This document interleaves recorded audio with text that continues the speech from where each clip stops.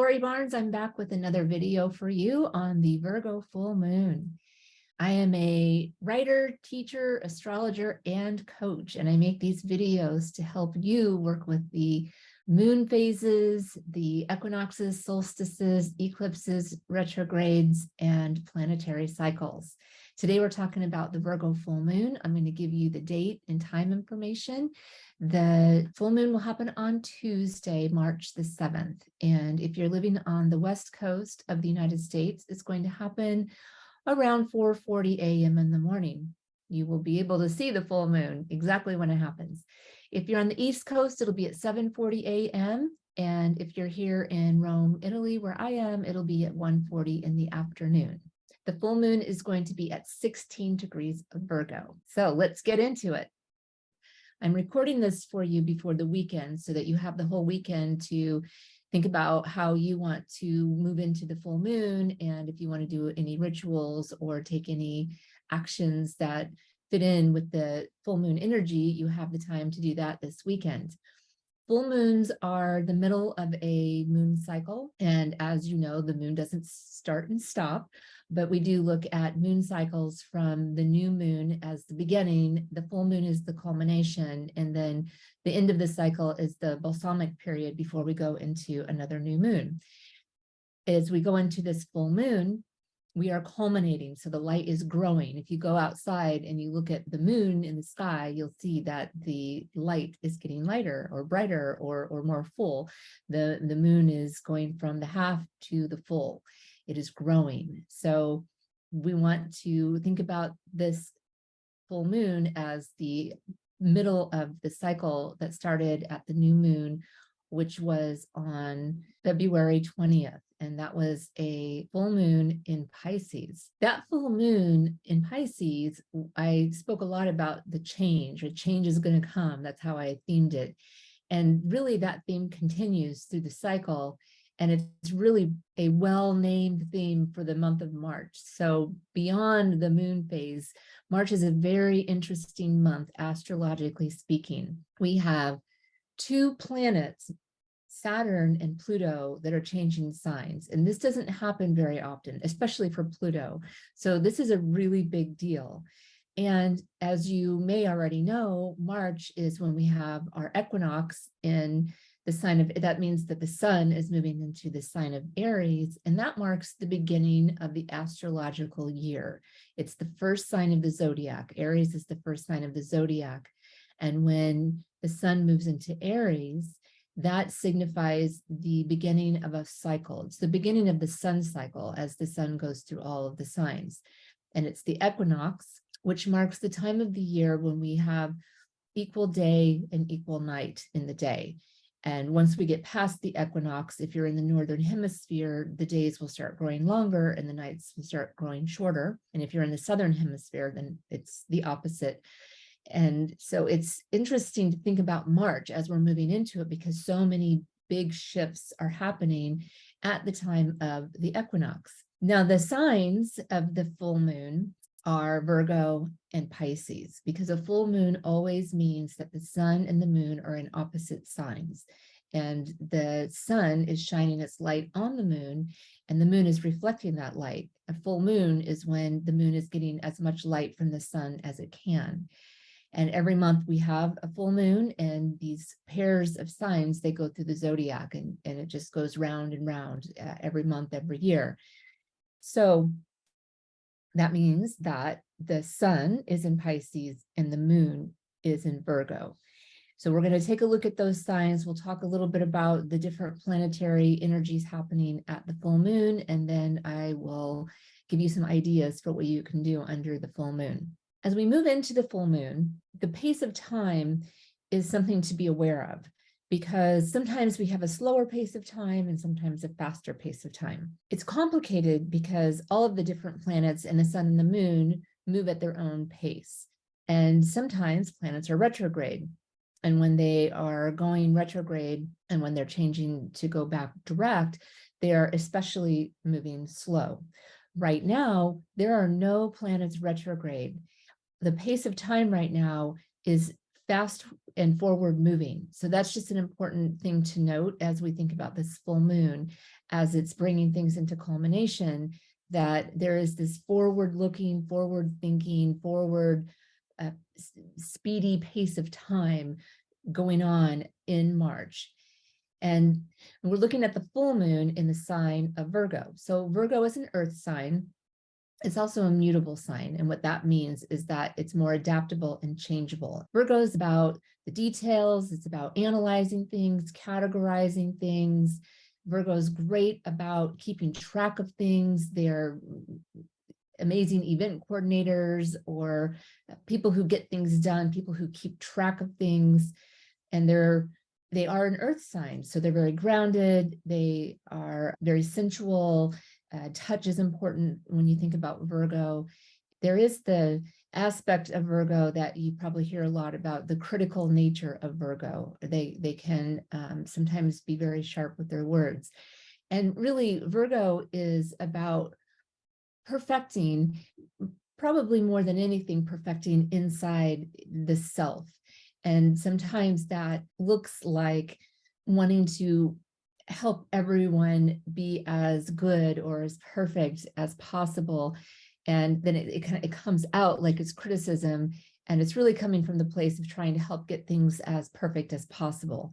And oftentimes it's also a reflection back to someone, is, that perfectionism directed to the self also gets directed out there, because a Virgo does tend to put a lot of pressure on themselves to do things well all the time and to be perfect. And it's not possible to be perfect. We are all imperfect human beings. The best mindset to have is that we are perfectly imperfect. The opposite of Virgo is Pisces, and the sun is moving through Pisces right now. And the Pisces energy is about merging, it's about unifying, it's about the whole.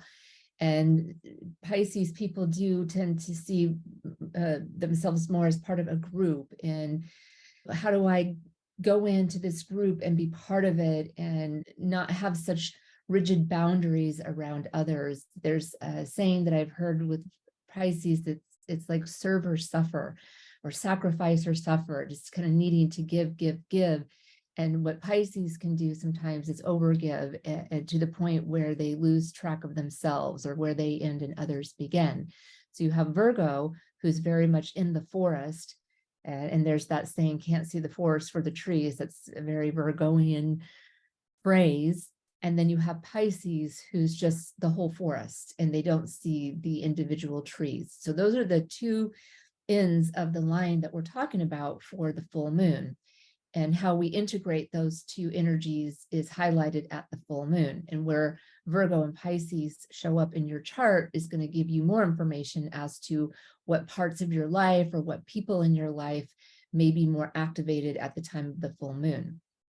If you don't know what I mean by that, check out the article that I wrote, or blog that I wrote, on the houses and the astrological house system, because it's really important. It can very much deepen your astrology. So I will include a link in the description below for you to check that out. So we have the full moon in Virgo, we have the sun in Pisces.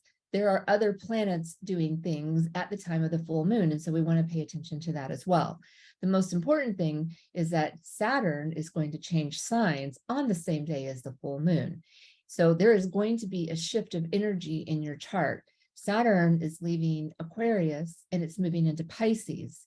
And then a couple weeks later, in March, on the 23rd, Pluto is going to move out of Capricorn and into Aquarius.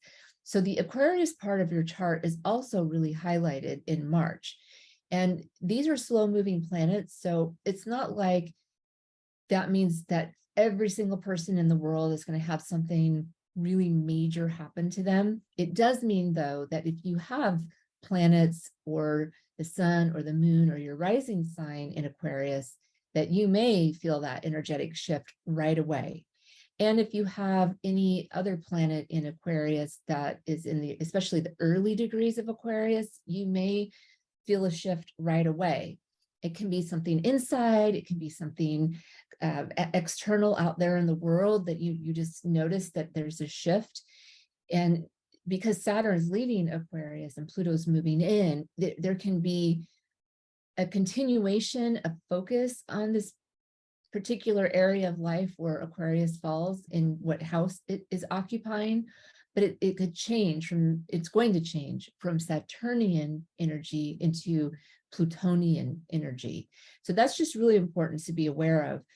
And at the full moon, it's really going to be Saturn that's active, because that's the day it changes signs. And then I'll talk about it more when we get to the new moon video later in this month, because Pluto is going to change signs just a couple of days after the new moon. It's just important to be aware that both Saturn and Pluto are in the last degree of the signs they are traveling through. Pluto moves a lot slower than Saturn, and so it's going to be a few weeks before it changes signs. But when a planet is in the last degree of any sign, it is towards the end of its tour, right? It's wrapping up whatever lessons and whatever life events were being reflected or activated in your life. Because Aquarius is having one planet leave and one planet come in, you just want to maybe notice if you sense something is different, something's changed, then you have a way of learning more about what that is by understanding that Saturn is the planet of boundaries and structure and discipline and hard work. And when you work really hard for something, then you tend to get something out of that. You reap the rewards from that, but only if you do the work. If you sit around and do nothing and Saturn's traveling through a particular part of your chart, then you may have more hardship in that area, because Saturn's there saying, hey, I'm representing in your chart, reflecting down, as above, so below, that this is a part of your life where you really want to get a good structure and foundation into place and then build on it. Now Saturn is leaving and it's taking its focus off of the Aquarius part of your chart, and it's going to go into the Pisces part of your chart. So wherever Pisces is, that's where that energy is going to go. And now there's going to be a different area of life where you will be tasked with putting in sturdy foundations, solid foundations, building on those foundations, having structure and discipline around that. There may be a feeling like you're limited or restricted in some way, because when you have to do hard work, there's some challenge involved in that. But then going back to the Aquarius part of your chart where Pluto is coming into, it's going to have a different type of energy. And so just be aware, if you feel like maybe some pressure has been lifted off of a particular part of your chart, starting right on March 7th, just be aware of that, because in a couple of weeks, you may find a different kind of pressure is going to be moving into that part of your chart. And I'm not wanting you to be scared or have fear or worry or concern, because that's not helpful. First of all, those feelings, it's fear about something that's not real, hasn't happened yet. When you think about something as if it's happened or is happening to you, that's not helpful, right?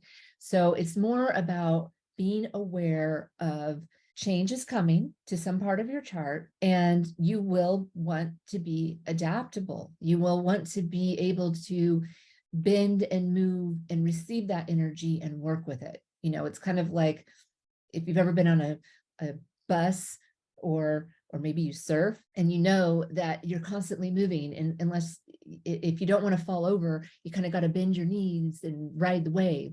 So just be aware that you kind of want to be in that stance of being able to move and move with whatever is coming your way.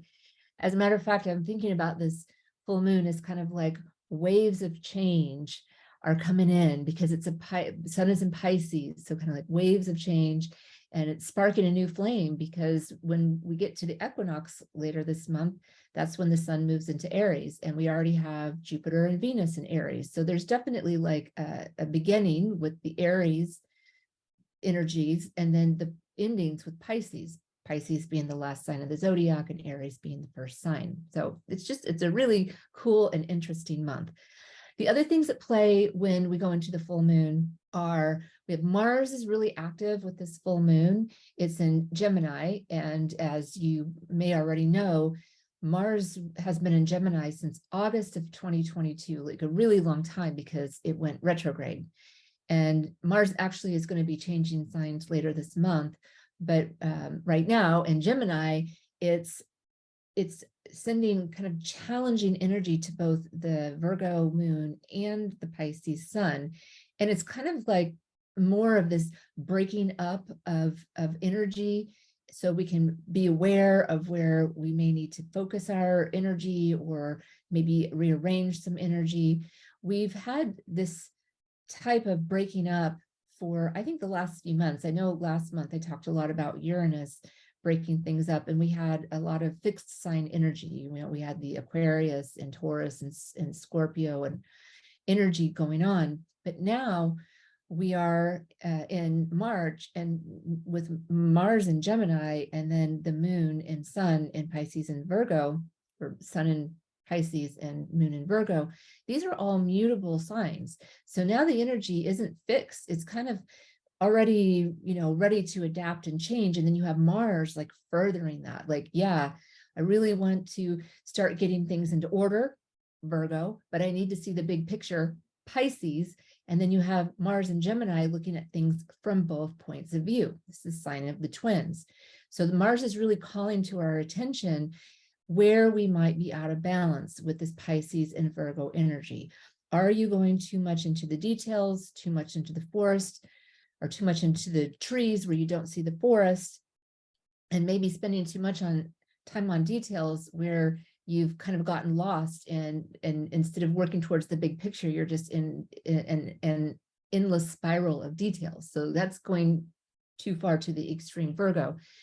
Going too far to the extreme Pisces is daydreaming all the time and kind of living in the future and imagining all these wonderful things with the rose-colored glasses, but not actually doing anything about it, not taking any action, or getting very involved in others and not having personal boundaries and being so involved in everyone else's life that you're not paying attention to your own. So these are the two extreme ends.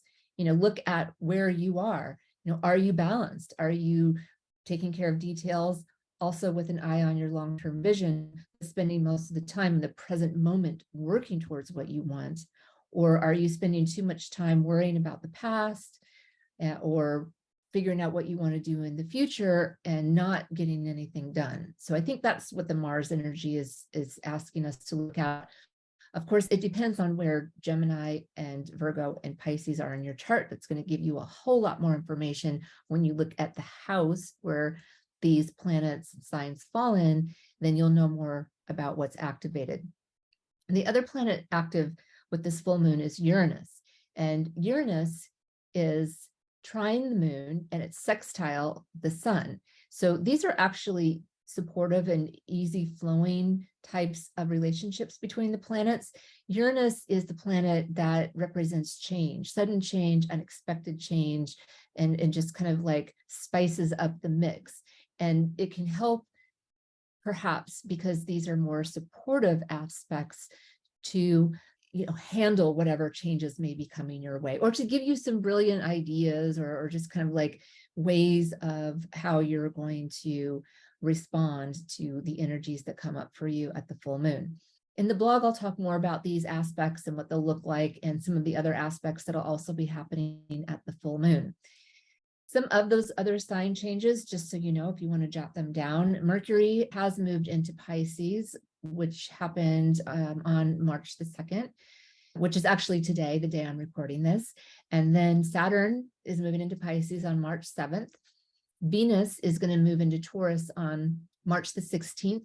Mercury is going to move into Aries on March the 19th, and that takes us up to the equinox, which will be on March the 20th when the sun moves into Aries. And then we will have the new moon on the 21st, and then right after that, on the 23rd, is when Pluto moves into Aquarius. After the new moon, we'll have Mars moving into Cancer on the 25th. So it'll be an interesting month, and I'll keep you posted on those things. Here's some inspirational quotes to help you go through this full moon. The first one is from Patti LaBelle, the singer, and she says, "Every exit is an entrance to someplace else." And that's what we've been talking about today. The next one is from John Galsworthy, And he says, the beginnings and endings of all human undertakings are untidy. And I really love that. And I can't stress that enough, because Virgo wants to do things so perfectly that we have to remember that change is untidy. Change is not neat and perfect, and it doesn't have to be. We just have to respond in the very best way that we can. So that's what I hope for you, that as these shifts and changes come in, that you really find the way to adapt to that. And also, you may not have a lot of planets that are being activated by all these changes. So not everyone is going to feel the same level of shift in their chart. So if you go through March, or the next few months, as we're settling into these planets in their signs that they're like Saturn and Pluto, that they're changing into, because they're going to settle in for quite a while. Saturn will be in Pisces for 2.5 years, and Pluto will be in Aquarius until around 20 years. I wrote the year down, but I don't remember what it is, but it's a long time. I'll put it in the blog. So just know that we are just stepping into this energy. It's just starting, and you may not feel that right away unless you have something in your chart that is being activated. Okay, the last quote I have for you, and this is from Rainer Maria Rilke, or Rilke. And the quote goes like this: "And now we welcome the new year, full of things that have never been." Yay, the astrology new year, astrological new year is coming with the equinox and with the sun moving into Aries. So happy astrological new year on that. And an astrology day is coming up. That's also at the beginning of the astrological new year. For a full moon ritual, if you want to do any kind of activity on the full moon, which will be Tuesday, March the 7th, I have some ideas for you. The full moon always represents the middle of the cycle, and it's kind of like growing, and then it peaks, and then it starts getting less light, less. So you can really do a full moon ritual as we're going into it, or, as it's peaking, or after. The full moon is on Tuesday. It's a weekday. If you want to do full moon stuff over the weekend, that's perfectly fine. The moon won't be completely full yet, but it will definitely be growing in light. And there will be a lot of light in the sky. When you look up, you're going to see a good amount of light in the moon. So you can do this over the weekend if that's better for you. You could do the full moon ritual that I wrote. I have a full moon ritual blog that has a ritual for each of the 4 elements. So you could do fire, earth, air, water. Virgo is an earth sign, so I would recommend doing that one. And I will link to that as well in the description below. So I would say, look at what projects you're really immersed in, like what's really going on for you right now, maybe like your top 1, 2, 3 projects. And just think about this line that I described earlier. Are you really far on the Virgo side, where you're just stuck in details and maybe have lost a bit of the sight of the end game, and maybe need to zoom out a little bit, focus on the bigger vision before you get back to the details? Or are you the opposite, where you're kind of daydreaming away, where you want your life to go, and you're manifesting, you're doing the law of attraction, but you're not taking any action? So those would be the extreme ends. So just think about that, or are you more balanced, where you're in the middle, where you've got the details in your task list, but you have a good eye on where you want to go, and you're not spending a whole heck of a lot of time in the future or the past. You're spending most of your time in the present, working on what you need to do in order to go where you want to go. You cannot say, I definitely don't say that you shouldn't think about the future or you shouldn't think about the past.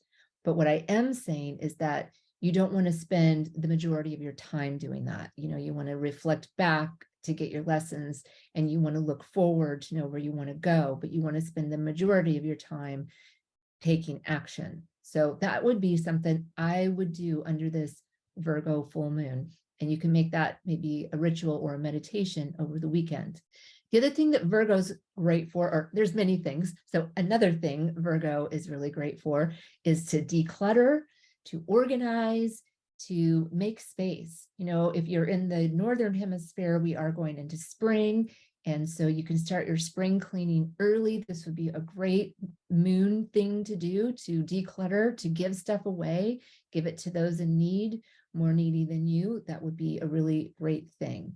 Other activities that you can do maybe during the week or, any time leading up to the next new moon is just get your task list in order for March or for, the next few months. Just kind of like get yourself in order. I would definitely recommend looking at your self-care routine, your health, your diet, what you're eating and how you're taking care of your body. Virgo is a sign that is associated with digestion and with health in general. And it's also associated, well, it's a Mercury sign.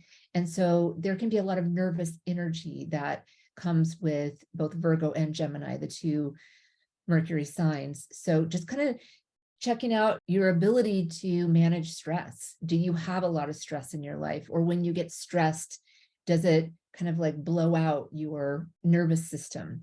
And if so, this is a good time to start a new regime, a new health regime. Maybe you want to start working out. Maybe you want to start yoga. Maybe you want to, or even slow down, like if you're doing a lot of high impact cardio, maybe you want to do something that's more gentle for your body, for your bones, for your joints, things like that. And then what you put into your body, are you eating clean, healthy food? Are you eating the kind of food that works well with your digestive system? And I would say do some research on your own body, because sometimes you hear these experts saying, this is what works, or this is what you should eat, or this is what's healthy, but that may not be the case for you. I have a friend who, when she eats vegetables, they literally make her sick. She has something that just doesn't work well with vegetables. And, we all think vegetables are healthy. We should eat them. And, and that is really a true statement for the majority of us. I'm giving you an extreme example, but what I want you to do is to listen to your body and not listen to experts. Like if something doesn't settle right with you, when you eat it or drink it, listen to your body. It's telling you something. So maybe you want to see a nutritionist or a homeopathic doctor, or start any kind of new regimen that is about health, and or a new type of natural therapy. Maybe you've been wanting to start acupuncture, or maybe you've been wanting to use more essential oils because now you're listening to my videos and now you're interested in essential oils. So whatever it is, I'd say do something for your health. Maybe you've been wanting to start getting monthly massages. There's so many ways that could look. Listen to your body and do something like that. Do a cleanse also. That would be another idea. But of course, make sure that's okay with your medical practitioners. And then the last thing I'd recommend is volunteering or doing something of service if you have the time, or if it's easier, if it's easier to donate money, maybe to help some type of organization that, if there's a cause that you have in your heart. All righty. I totally recommend essential oils every single moon video that I do. I think that there's so many different complex things going on in March that I have a lot of different suggestions for you. It just depends on, what's going on for you. If you do get stressed a lot, or you feel like your nervous system kind of gets blown out a lot, lavender is my number one recommendation kind of for almost anything. I mean, I just love lavender. And if you don't have any essential oils and you're just getting started, that would be the first one that I would recommend getting. Lavender, anytime you're feeling stressed out or overwhelmed, just breathe it, diffuse it. It's awesome. My next recommendation is a combination. Now, you can use any of them by themselves, but if you have them all, these oils go really well together. Lemon, lime, bergamot, and spearmint. I have bergamot and lime right now. They go really, really well together. They're very uplifting, and they are like energizing and refreshing. And for me, it just makes me smile. I really enjoy these oils. They're probably, after lavender, probably I use them more than anything else in my diffuser. I have to admit, I have a lot of oils, so I'm constantly making new blends, but these are my go-to oils. And I'm like, okay, I need kind of like something that's going to perk up my mind and, kind of like pep me up a little bit, or when I'm writing, I use them a lot when I'm writing, also peppermint. Okay, so that's lemon, lime, bergamot, and spearmint. The next couple of oils are more for grounding. So we have an earth moon, we have a water sun in Pisces, and with the Virgo moon, you might want to feel more grounded, more and kind of in touch with your body. And with Pisces, you might want to kind of like go into more of the spiritual world. So vetiver is great for grounding, and so is frankincense. But then frankincense is also a great essential oil to use if you kind of like want to tap into your spirituality. So those are my recommendations. I hope that you have a fantastic full moon. Thank you for watching. If you'd like to schedule a consultation with me, please check out my website, loribarnesastrology.com, where you can schedule a consultation with me through my website. And I would love it if you subscribe to my email so I can send my blogs directly to your inbox. If you are interested in coaching, I am an astrology coach, and I do have some openings right now. You can set up a free initial consultation, and we can talk about what is best for you. And you can do that at my website as well. Thank you so much. Happy full moon. I'll see you next time for the new moon video. Ciao.